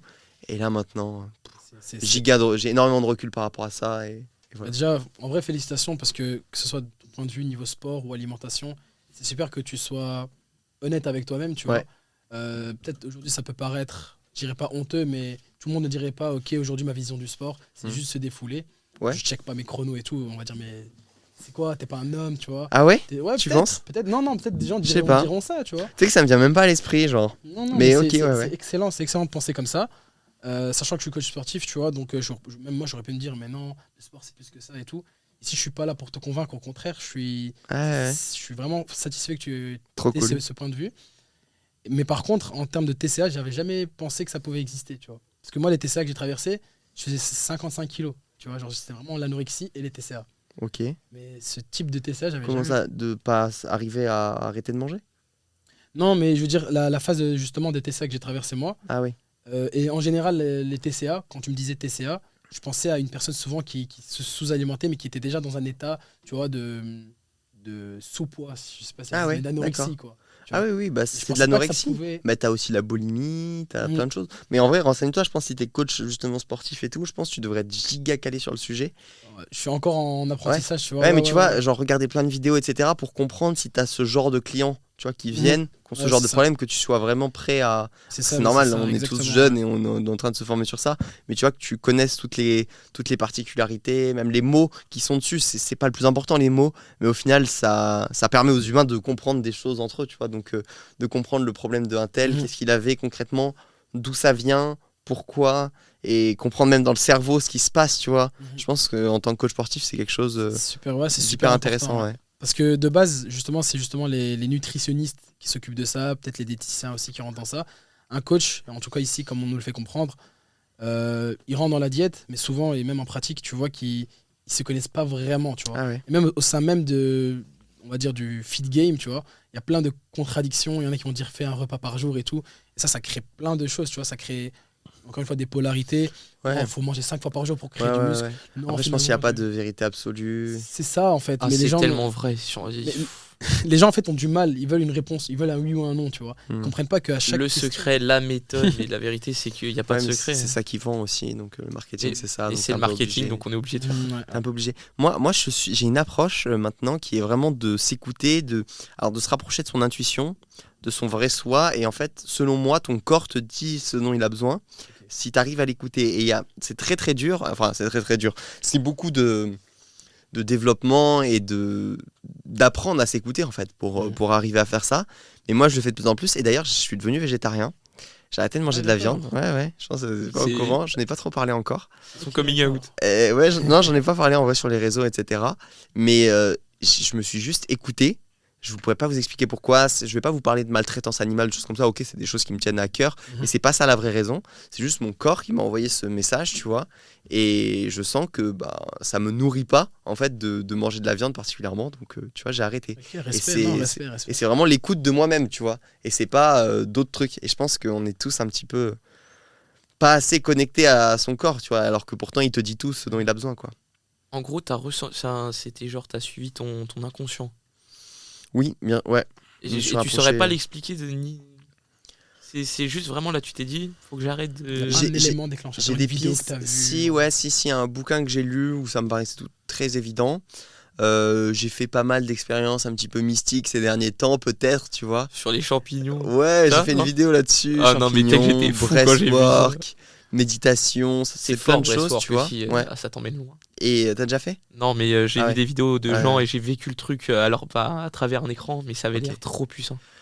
Ouais, vraiment, vraiment. Et donc ouais, effectivement, toutes ces expériences qui m'ont rapproché de peut-être... Bon, après, c'est plus ou moins des croyances, tu vois, d'autres corps, d'autres de ton âme, machin. Tu mets les mots que tu veux dessus, en fait. Chacun parle de Dieu, parle de la vie, de l'univers, je sais pas quoi. Chacun met des mots différents, mais au fond, je pense qu'il y a beaucoup de gens qui pensent un petit peu la même chose sur tous ces sujets-là. Bref, moi, j'ai l'impression d'avoir commencé un chemin un peu là-dedans, et puis sur ma route est venu arrête de manger de la viande, ça me paraissait être une évidence, donc voilà. Et juste pour en revenir au TSA, ça pourrait être intéressant pour les gens qui, par exemple, en ont, de nous dire comment toi, ton cheminement pour sortir justement de ce cercle vicieux. Et ben moi, ce qui m'a sorti, ça a été mon projet entrepreneurial qui a pris le dessus. C'est quand j'ai commencé à faire des séminaires, j'étais tellement passionné par, entre guillemets, le business et la science en fait du business. Je commençais à tout comprendre. Un tunnel de vente, des machins, des trucs, comment c'est possible de faire les choses. Tellement passionné par autre chose que les problèmes que j'avais dans ma vie ont entre guillemets disparu, vu que j'avais plus des problèmes de merde, tu vois. Je passais mes journées à faire des choses que j'aimais, et naturellement, moi, c'est comme ça que ça a disparu. En trouvant c'est limite en compensant. Tu vois, le TCA, de base, c'est une compensation. J'ai compensé la compensation par quelque chose d'autre. Tu vois ce que je veux par le dire ? travail. Par le travail. Après, quand tu travailles, je trouve qu'il y a une différence, et vous allez me dire ce que vous en pensez, parce que là, on travaille tous pour nous-mêmes, mais quand, je sais pas si t'as jamais travaillé pour un patron ou à l'usine. Si. Enfin, quand tu travailles pour toi-même, tu comptes pas tes heures. Quand tu travailles pour un patron, t'es à cheval et c'est pas du tout la même mentalité en fait. Et je trouve que la liberté de travailler pour soi-même, c'est tellement puissant. Ouais. C'est plus des 8h, 18h. Tu peux travailler jusqu'à minuit. Mais en fait, c'est pas un problème, mais du coup, c'est pas du travail même. Exactement. Si t'es vraiment aligné avec ce que tu fais, juste tu kiffes. Bon, après, il y a une part de boulot, forcément. C'est pas toutes les tâches dans le business que tu kiffes à 200%. Mais il y a certaines tâches qui sont peut-être chronophages, tu disais le closing, etc. Ouais, tu fais en sorte d'avoir un modèle où tu fais moins les tâches que t'aimes pas faire. Toi, c'est quoi, par exemple, dans le coaching sportif, ce que t'aimerais pas faire ? C'est un truc que j'ai délégué, c'est le setting. Ouais. C'est les gens qui interagissent, on envoie des messages pour voir un petit peu leur profil, s'ils correspondent ou non, s'ils veulent être aidés, si on peut les aider. C'est ça un petit peu le setting. C'est de discuter avec les gens en fait, et comprendre la problématique de la personne et de voir si elle peut être aidée. Et ça, c'est un nombre de messages incalculable par jour. C'est chronophage. 50 personnes 50, à lancer à peu près. Si t'es déter, 75. Voilà, enfin, il n'y a pas de limite, oui, on est à peu près dans les 50 au début. Et c'est vrai qu'en fait, c'est tellement long. Et il y a des gens, c'est leur boulot. Ils font ça à temps plein ou ils font ça à côté d'un travail. Et en fait, du coup, j'ai délégué cette tâche qui, au début, du coup, je m'occupais de création de contenu, setting, tu dois écrire les scripts et tout. Et en fait, ça te prend tellement de temps. Et j'ai délégué du coup cette partie-là. Et par contre, à l'inverse de toi, où tu as dit le closing, c'est un peu redondant, etc. Moi, je me suis formé dans le closing. Et genre, c'est une passion maintenant. Ouais, je comprends bien. Genre, être en appel avec quelqu'un, comprendre sa problématique et voir si on peut l'aider. Et j'ai développé... T'as côtoyé un closer au château, il me semble. Ouais, il y en a tout le temps. Ouais. En ce moment, on a Thomas qui close chez entrepreneurs.com. Ah ben, j'ai des potes qui sont là-bas. Ouais. Il doit connaître Osama. Enfin bref, c'était des... Ok. Ouais, donc non, très intéressant. Le closing, en vrai, c'est une science, c'est de la science humaine, donc ça m'intéresse beaucoup. La psychologie derrière, psychologie humaine, etc. Juste moi, c'est ce qui me frustre, c'est je trouve pas assez de levier. T'es là, tu prends un appel, 1 heure, t'es pas sûr de close le mec à la fin. Enfin, tu vois, là, j'ai envie d'avoir des actions dans mon business où j'ai plus de levier que faire du closing. Donc, c'est pour ça que je veux un peu m'en séparer, comme je disais tout à l'heure. Parce que t'es là, tu prends un appel d'1 heure. faut le travailler. Enfin, c'est normal, Ouais. tu vois, ça fait partie du process, mais juste, c'est plus des tâches que j'ai envie de faire. Mais en vrai, je trouve ça très intéressant. Ça manque de scalabilité, tu trouves? Oui, bah oui, quand t'es en appel pendant 1 heure Ok, avec une personne, tu peux déléguer ton temps avec le temps de quelqu'un d'autre, du coup. c'est-à-dire. Bah, t'embauches quelqu'un qui Oui, voilà, close oui, à ta c'est place. ça, bien sûr. Et en fait, c'est scalable au final. Si tu rentres plus d'appels, tu prends plus de Ouais, closers. oui. Mais c'est pas toi si tu fais les appels. Ok, oui, ouais. Donc ouais, c'est pour ça que. effectivement. Voilà. Aujourd'hui, donc tu m'as dit bouche à oreille, mais du coup, c'est quoi pour. En fait, S'il y a des gens qui nous écoutent et qui veulent faire partie, je sais pas si tu cherches Ouais. encore ou. Ah oui, On sait oui. jamais. En fait, on a des listes d'attente pour les personnes qui veulent rejoindre un co-living. On en ouvre tous les mois. Là, ce mois-ci, on a ouvert à Avignon le 1er octobre. Incroyable, tous les mois, ça ouvre une nouvelle maison. 1er novembre, on ouvre à Toulon, etc. Tu vois. Donc, ouais, on va continuer à développer ça. On a une liste d'attente, entre guillemets. Les gens peuvent candidater sur notre site, c'est entrepreneurduchâteau.fr avec un S, entrepreneur. Candidate, nous, sous 24 heures, on les recontacte pour savoir un petit peu leur situation, comprendre ce qu'ils cherchent, ce qu'ils veulent, est-ce que ça correspond. Si oui, on met sur liste d'attente. Dès qu'on ouvre un bien, on les contacte. Si c'est dans la zone qu'ils cherchent, voilà. Et puis en attendant, suivre sur Instagram le projet, s'abonner à la newsletter pour voir aussi les maisons. Abonnez-vous, on mettra tous les liens Allez, trop bien. dans la description. Ça régale. Même si on n'a pas forcément autant de visibilité que toi, ça fait toujours plaisir. Bah, bien sûr. Une personne, ça peut. Eh ben, c'est clair, s'il y a quelqu'un qui va être. En fait, c'est ça. Nous, j'ai peut-être pas assez parlé de la mission, mais c'est en gros. Ouais, si on peut parler de la mission. C'est ça, tu sais, on dit on aide toujours le soi du passé. On en parlait tout à l'heure. Bah, moi, le moi du passé, c'est moi à 18 ans, qui avait ma boîte, qui était tout seul dans mes projets, qui n'avait pas d'entourage, du coup, pas de conseils, du coup, pas de feedback sur ce que je faisais, pas de motivation, etc. Là, c'est tout ce qu'on essaie d'apporter dans une maison où tu es avec des jeunes comme toi, 20, 35 ans, qui sont déter, qui ont un business qui commence à fonctionner, qui ont envie de tout manger, tu vois, qui sont disciplinés, qui se motivent entre eux, qui mangent entre eux, tu vois, les repas, je trouve, c'est les meilleurs moments pour nous. Bah, tu vois, t'as vécu l'expérience, en fait, une semaine. J'ai vécu une semaine et c'est qu'est-ce ça qu'on tout le temps, retient, quoi. c'est les échanges que t'as, en fait, C'est et ça. les repas, donc on mange tous ensemble. Et ça paraît tout bête pourtant, hein. Mais ça rapproche, Mais- ça crée des connexions, et surtout, t'apprends C'est ça, c'est idée business, c'est feedback sur ce que tu es en train de faire. de fou. Tu partages, tout le monde te donne des idées, t'avances, mais vraiment, je pense, 2-3 fois plus vite que tout seul, quoi. Ouais, et même ça peut faire peur au début de se dire, ok, 1000 € la semaine et tout. Ouais. Ouais. Le fait Ouais, de quand je vendais ça la semaine, tu vois. Maintenant, c'est vraiment du loyer et on Ouais. n'est pas là. Je suis pas là, en fait. Je suis plus là maintenant. Moi, je crée les endroits, les gens, ils se rencontrent, etc. Mais avant, c'est vrai que sur les séminaires, ouais, c'était Ouais, un avant. investissement quand même. Bah, c'est un investissement, mais quand tu sais ce que ça peut t'apporter. Après, je pense aussi qu'il y avait une question de chance sur les débuts. Je pense ça dépend avec qui tu tombais, avec des gens qui étaient dans le même domaine que toi ou plus avancés. Là, c'est vrai que l'idée de co-living, déjà, je trouve ça incroyable. J'avais hésité. Peut-être un jour, je rejoindrai Bien ça. sûr, peut-être. Pourquoi pas. Mais le fait, en fait, c'est ça qui manque aujourd'hui dans l'entrepreneuriat, c'est d'être entouré de personnes comme toi. Aujourd'hui, moi, personnellement, je sais pas ce que tu en penses, mais dans mon entourage, il n'y a personne qui entreprend, à part toi. Et c'est pour ça que je t'ai contacté. Ouais. Et c'est la seule C'est personne vraiment sur, ça, Mais ça m'étonne pas. limite sur Bruxelles. Enfin, pas sur Bruxelles, j'abuse. Que tu mais connais, non, mais que tu connais. que je connais, Mais voilà. Évidemment, je suis à 3000%. Pour toi, d'accord avec maintenant, C'est incroyable, tu connais que des entrepreneurs, limite. Et moi, limite, j'ai oublié ma douleur de moi avant qui était seul. Parce que là, je côtoie des dizaines d'entrepreneurs tous les mois, Ça etc. prend Même là, tu vois, je suis venu à Bruxelles, j'étais sur un séminaire, j'ai vécu 3 jours avec 60 entrepreneurs. Voilà, je commence à avoir un bon réseau, etc. Mais je comprends que quand tu débutes, en plus, tu as moins de valeur, entre guillemets, à apporter à d'autres gens. Du coup, tu as moins de gens qui viennent vers toi, machin. Et tu es dans un cercle au début qui n'est pas vertueux sur le network que tu fais, tu Ouais. vois. Donc, ouais, c'est clair. Non, c'est évident que c'est hyper utile, quoi. C'est toi, t'as de l'entourage justement pas forcément entrepreneur, mais créateur de contenu ou qui sont un peu dans ce milieu-là. Alors oui, j'ai un entourage, j'ai un ami justement en coaching sportif qui fait un peu la même chose, mais lui il est spécialisé dans le running. Et donc, Intéressant comme niche. ouais, franchement ouais. D'ailleurs en fait on a un projet de gestion avec l'école. Et en gros là on s'est dit, en fait de base c'est tu crées une entreprise et tu dois présenter comment tu vas faire, etc. Tu vois. Moi je me suis dit, ok, j'ai demandé au prof, est-ce que ça peut être un vrai projet? Il m'a dit ouais. Il y a déjà des gens qui ont fait des vrais projets, mais a priori c'est pas le cas, c'est une simulation. Tu vois. Alors déjà, il y a tout le monde qui s'est lancé dans la création d'une salle avec des trucs impossibles à faire tout de suite, tu vois. Ouais, on va faire une salle multidisciplinaire et des trucs comme ça, tu vois. Ouais. Des trucs un peu Ouais, irréalistes. il faut du cash et tout, pas Ouais, possible. des trucs comme ça, tu vois.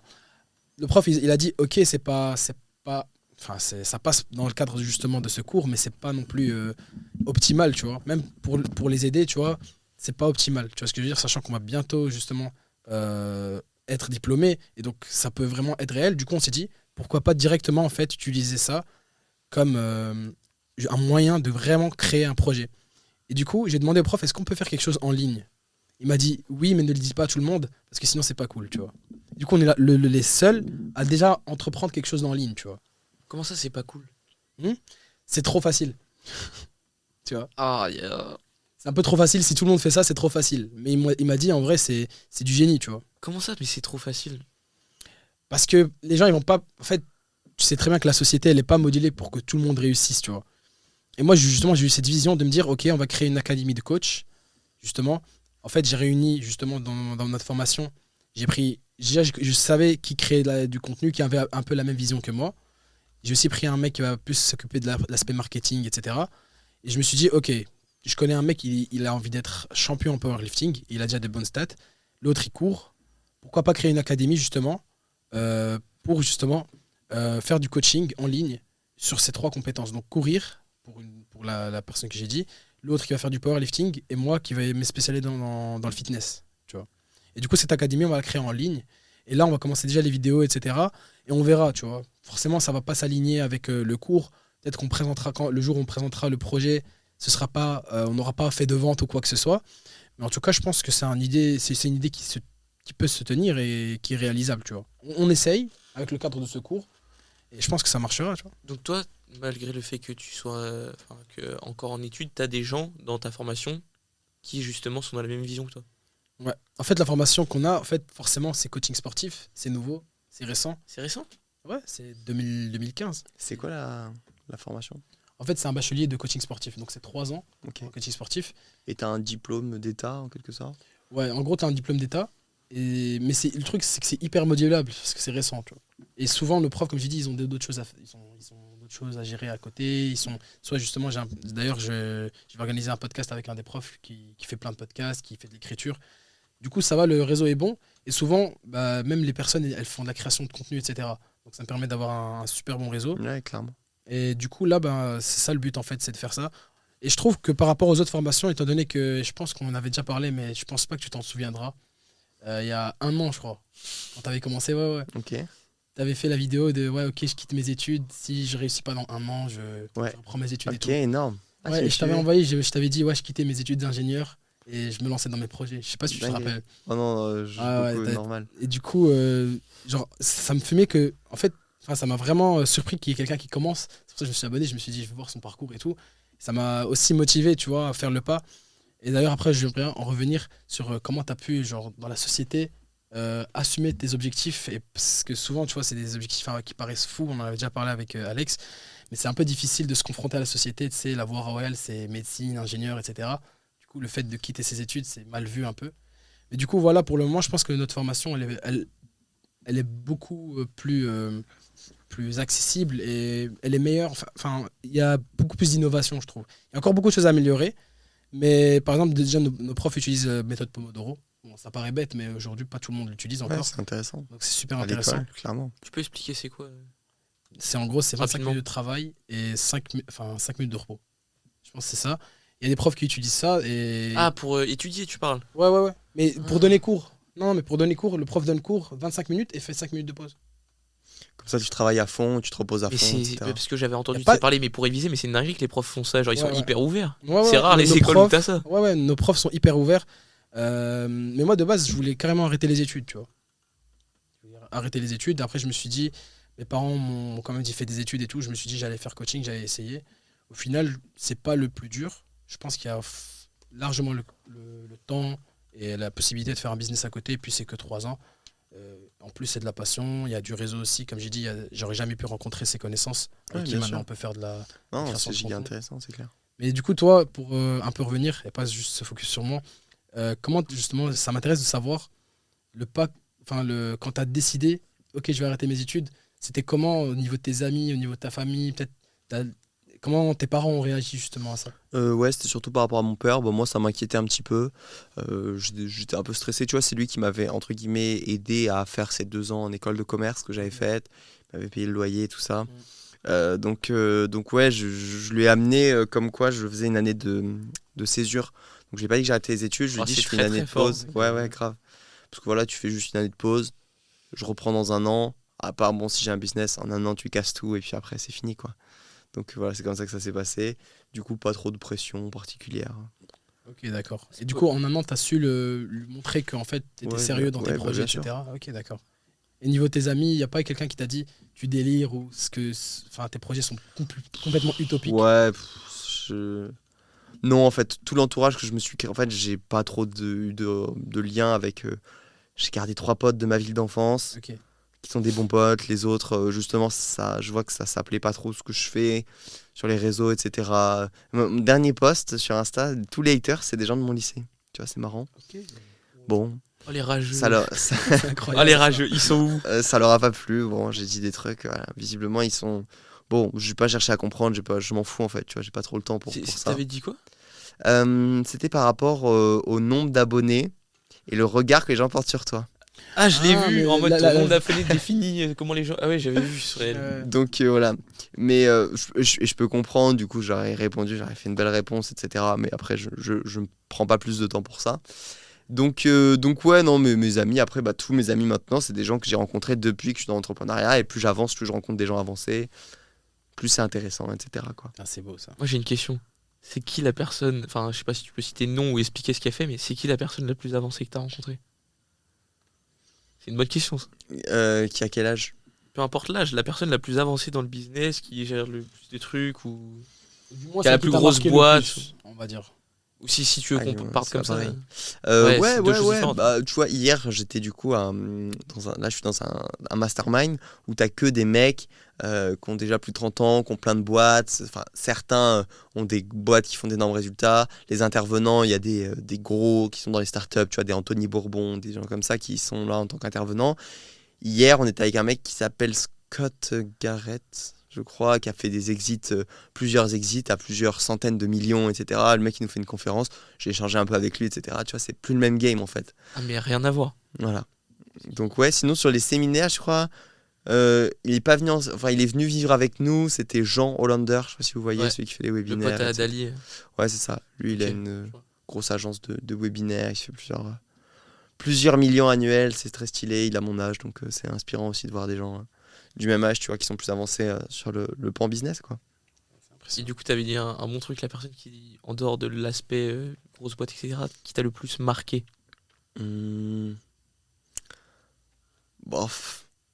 En vrai, je ne pourrais pas dire. Qui m'a le plus impacté, peut-être, c'est Antonin, tu sais, parce qu'on a commencé, entre guillemets, ensemble. Il était un peu plus avancé que moi. Et je l'ai rencontré à un moment où c'était parfait. En fait, il était en train de faire des trucs que je maîtrisais pas. Et chaque jour, j'apprenais beaucoup grâce à lui. C'est pour ça que je montais un podcast avec lui. On a fait plein de choses. On a vécu presque un an ensemble, etc. Maintenant, il fait beaucoup de vélo. Donc, il est un peu plus dans les montagnes, en Espagne, il est à droite à gauche. En Autriche, j'ai vu. Ouais, c'est ça. Et donc, sinon, je dirais mon pote, très très bon pote, Antonin, qui m'a beaucoup appris. Et là, ça se passe comment, du coup? Est-ce que vous avez vécu un an ensemble? Et bah ouais, là, on est le début octobre. Donc, on doit s'appeler. On doit s'appeler pour faire un épisode de podcast. On a dit qu'on diminue la cadence, on en faisait un par semaine pendant un an. Là, on va faire un par mois, juste histoire de prendre des news. C'est pas pour péter ce podcast, pas pour percer ni rien. C'est documenter, continuer à documenter notre vie. Réécouter ça quand on sera vieux, ça sera bien marrant, quoi. Et ça peut être intéressant, même nous, pour qu'on se visualise. Ça donne quoi un an de podcast? L'apprentissage et les résultats. T'es plus le même, hein. T'es plus le même. En fait, si tu documentes, moi, je vous conseille chaque semaine. Pas le faire trop longtemps, sinon ça devient chiant, mais recap en 2-3 minutes de votre semaine, de quelles sont vos problématiques, de où vous en êtes dans votre business, des chiffres que vous faites, tu documentes tout, très authentique. Mec, tu réécoutes ça un an après. Ouais. En mode. Début du podcast. Cette semaine. Public, genre. Bah ouais, cette semaine, j'ai pris 10 calls, j'ai closé personne. C'est la Hesse, je mange des pâtes. Mec, tu racontes authentique comme ça. Tu réécoutes dans un an, t'es en mode, ouah, dinguerie, tu vois. C'est un peu une manière de documenter. Effectivement. Et puis là, c'est authentique plus pour le coup. Ouais, je vous conseille grave de le faire. Peut-être qu'il y aura des edits sur toi dans le futur Instagram de petits qui disent avant, après, avec grave, musique. grave. En vrai, je m'imagine vraiment ça. Tu vois. C'est parfait. Ça me donne une idée de sujet. Est-ce que tu as vu le documentaire de Inox? J'ai pas eu le temps encore. J'ai pas pris le temps pour. Pas pris le temps. Quand tu le regarderas et tu me diras ce que t'en as pensé. C'est une pépite. Ouais, franchement, il te met une claque. Franchement, c'est bien réalisé, etc. Et juste la hype que ça a eu, je trouve ça incroyable. Le fait que ce soit un mec qui part de YouTube, il jouait à Fortnite et il a rempli des salles de cinéma. C'est abusé. Hein. il a fait Trop chaud. 27 millions de vues en une semaine. C'est des stats que personne ne fait. Il a dépassé PNL en 24 heures sur le clip sur la Tour Eiffel. Je trouve quand même ça incroyable. Je sais pas ce que vous en pensez. Ça, c'est aussi un sujet qui peut créer débat. Mais est-ce que vous pensez que c'est légitime? Parce que moi, je pense clairement oui. Ça, je pense qu'on est tous d'accord là-dessus. Mais c'est quand même incroyable de voir qu'il y ait des alpinistes qui disent que... sur le fait de monter l'Everest ou le fait qu'il remplisse des salles et qu'il ait autant réussi? Bah ça, c'est tant mieux pour lui, tu vois. Ouais. S'il a réussi, il a réussi. Je pense que monter l'Everest, on s'en fout en vrai. Ouais, c'est pas ça. Ouais, même c'est dans ça, son truc, c'est pas ça le message. Bien sûr, mais il y a un alpiniste qui a dit... Parce que lui, il est monté avec un masque à gaz, je pense. Et du coup, il y a un alpiniste qui a dit faire l'Everest avec un masque à gaz, c'est comme le Tour de France avec un vélo électrique. Ouais. Mais c'est plus le message qu'il voulait faire passer, le fait qu'il a passé comme un an, tu vois, c'était pas un an de podcast, mais un an d'entraînement.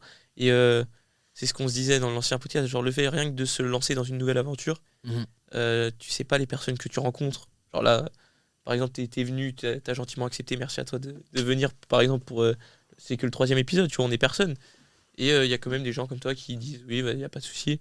Tu vois, les gens, ce sera quoi dans un an? Bien sûr. Tu vois, aujourd'hui c'est toi, dans un an ce sera quelqu'un d'autre. Et ce sera re-moi. Ce sera re-toi. Bilan au bout d'un an. Mais par rapport, j'avais noté un truc sur ton podcast, c'est 4h30, c'est ça? Ouais. Donc t'as fait pendant un an un épisode par semaine. Ouais. Et c'est quoi ce... Je sais qu'il n'y a pas de secret, mais comment tu peux tenir un épisode par semaine? C'est... Bah tu prends un micro, tu parles pendant 1 heure, une fois par semaine, c'est pas sorcier. C'est vrai, mais parce que vous êtes 2, non? C'est ça? Ouais, bah, c'était moi et Antonin. Puis là, on vivait plus ensemble, plus compliqué pour le côté logistique, on faisait à distance, etc.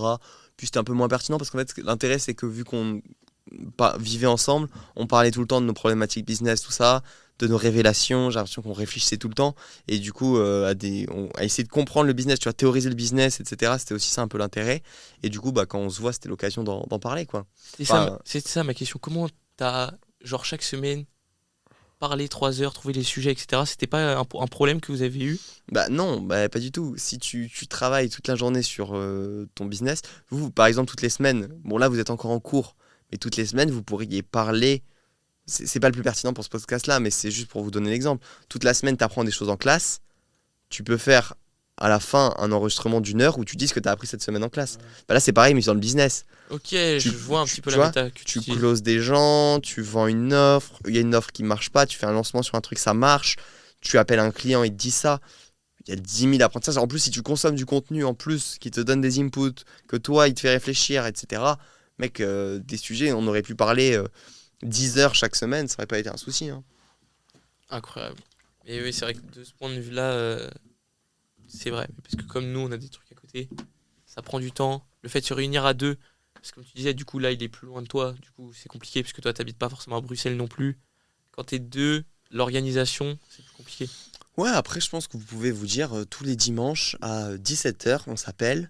Il y en a, il enregistre de son côté, avec son micro, l'autre de l'autre côté. Ça peut être pas vous envoyez les 2 trucs, vous mettez sur une piste audio et vous faites un épisode toutes les semaines sans faute. Il sort le lundi matin, tu vois. Let's go, dans un an, un épisode par semaine. Bien sûr. 52 podcasts, c'est pas... Enfin, c'est énorme. C'est genre 0,1% des podcasts. Des podcasts avec le plus d'épisodes, mais ouais, c'est pas énorme non plus en vrai. C'était ça l'objectif de ce podcast là, c'était top 1%. Et je crois, ouais, je sais pas si t'as la stat, c'est 20 épisodes, 20, il me semble. Ouais, c'était Yavin qui a dit ça dans un truc, tout le monde disait ça. Oui, mais la sûrement... stat elle sort de nulle part. Ouais, mais sûrement c'est grave possible. Non, mais c'est grave possible. C'est grave possible. Tu fais 20 épisodes, tu fais partie des 1% des podcasts qui ont fait le plus d'épisodes, pas qui font le plus de vues. Hein. Attention. Oui, non, bah plus de vues, après ça sert à rien à voir. C'est autre chose. Mais après, moi je fais plus ça pour l'aventure personnellement. Je sais pas, qu'est-ce qui, toi, t'a motivé à dire oui justement quand je t'ai proposé ce. C'est exactement ça, c'est l'aventure. Je pense que ça, c'est un truc que je faisais depuis tout petit. Je parlais tout seul, tu vois.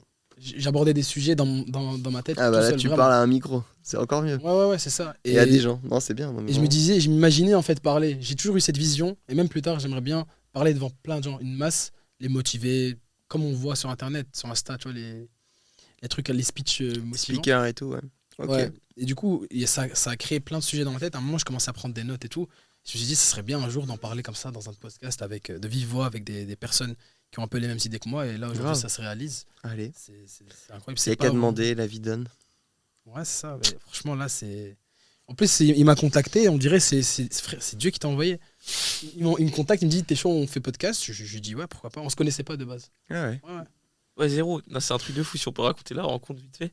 En gros, c'est comme je te disais, moi je connais aucun entrepreneur. Ouais. Donc, problématique, moi je voulais lancer un podcast qui parle un peu justement dans le domaine du sport, etc. Et là, je vois un gars sur Insta et je vois dans sa bio, il écrit Haute École Léonard de Vinci. Donc c'est la même école, mais juste pas la même formation. Ouais. Du coup, il est en coaching, je suis en kiné. Et du coup, j'envoie un message direct. Ouais, tu fais bien. Tu vois un mec qui crée du contenu. Avant, j'hésitais, maintenant je parle plus chinois, j'envoie direct des messages aux gens. sûr. Quand je sais que je peux connecter avec quelqu'un d'intéressant, je le fais. Du coup, comme tu crées pas mal de contenu, etc., je me suis dit, tiens, ça peut être intéressant de voir ta vision, etc. On a fait quelques appels où je t'ai donné des conseils pour justement lancer le coaching en ligne, etc. Et je me suis dit, ça matche bien, en vrai, pourquoi pas. Et donc j'avais cette idée de podcast et t'étais chaud direct. Ouais. Mais du coup, toi, j'avais une question pour toi. Genre, t'avais parlé un peu de l'intuition. Et moi, ça m'intéresse parce qu'on en avait parlé. Et là, je suis en train d'un peu de ressortir les sujets qui me semblaient intéressants qu'on a fait dans les podcasts précédents avec Alex. Mais c'est quoi ta vision de la spiritualité? Est-ce que tu penses que c'est important? Est-ce que tu médites peut-être chaque matin? Tu penses que c'est vraiment essentiel? Dis-nous en plus. Je pense que la vie, elle te met sur ton chemin les bonnes choses au bon moment. Tu vas avoir, pour ce qui est des croyances, ça c'est en fonction de ton éducation et de ce que tu rencontres dans ta vie. Les événements que la vie t'envoie tout simplement, ça te fait avoir des croyances, genre c'est des évidences, tu vois, au bout d'un moment, quand tu te connectes à certaines choses. Est-ce que oui, je pense que c'est important. Je pense que ça fait partie des piliers essentiels avec sport, travail, famille, relations, spiritualité, tu vois. Je pense que ça fait partie du socle. Et puis niveau routine, au niveau de ça, moi j'ai pas de choses où j'ai aucune obligation, j'ai pas de méditation tous les jours. J'ai de moins en moins de règles dans ma vie que je m'impose. Parce qu'à un moment quand même, tu dormais par terre et tu te levais à 4h30 tous les matins Je pour aller dans la douche froide. C'est une sorte de routine, c'est une routine d'ailleurs. Complètement. Tu suis plus ça là? Tu fais plus de ce genre de choses, douche froide, etc. Si, douche froide, bain froid, quand mon corps me dit qu'il en a envie, limite. Et tu t'imposes plus rien, quoi. Je pense qu'on s'impose toujours des choses, enfin, je sais pas, ouais. Oh, le bain froid quand même, tu te l'as imposé, non? Ouais, oui, non, mais surtout avant, tu vois, on était... mais là, je sais pas, j'ai l'impression que je vais pas avec la même énergie quand je vais prendre un bain froid que peut-être avant. Je sais pas. Qu'est-ce qui a changé? Avant, tu faisais ça parce que tu devais le faire. Après, il y avait une hype aussi, je pense, là-dessus. Il y avait vraiment, t'étais le warrior si tu le faisais, tout le monde en parlait sur Internet. Je pense que c'est moins intéressant. Je sais pas, j'ai pas l'impression de le faire trop pour les autres. Ouais, tu faisais pas ça en mode jour 1 où je prends un bain froid, tu faisais même sans documenter. En vrai. Ouais, ça faisait partie de mon processus d'évolution. Je pense que c'est arrivé à un certain moment, tu vois. Et je laisse un peu la vie faire ce qu'elle veut faire, quoi. C'est incroyable, je pense que ce sera le mot de fin de ce podcast. Je sais pas si tu as encore quelques questions. Non, c'était propre. Merci d'avoir accepté l'invitation. Merci à vous les gars. Ouais. Très content d'être passé dans ce première fois que j'enregistre dans un studio de podcast. Quand même, c'est un sacré comble. Ça te fait une expérience en vrai. Clairement, ça fait une expérience de gagner. Une expérience de plus, c'est que ça la vie de toute façon. Donc c'est trop bien. Quand nos projets auront peut-être. Allez, on se refait un gros podcast. Une autre partie. Légendaire. Et il s'appellera Légendaire. Sûrement. Vas-y. Merci à tous d'avoir suivi ce podcast. Pour ceux qui nous écoutent sur les plateformes et ceux qui nous regardent, un grand merci à ceux qui soutiennent aussi également. N'hésitez pas, on va mettre dans la description, même si on n'a peut-être pas la même visibilité que nous, mais si ça peut aider, on met dans la description de toute façon tous les liens. Merci beaucoup. Et on se dit à la prochaine pour un futur podcast la semaine prochaine. Merci à tous. Ciao. Ciao.